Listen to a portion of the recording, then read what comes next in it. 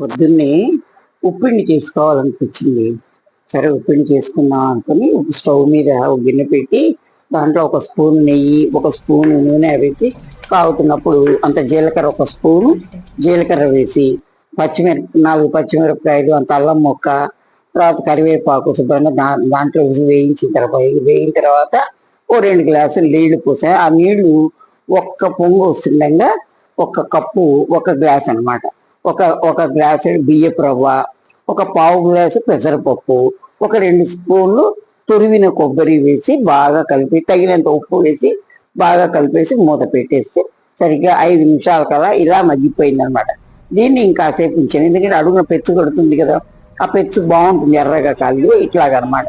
ఈ పెచ్చు మీద నెయ్యేసి తింటే సూపర్గా ఉంటుంది.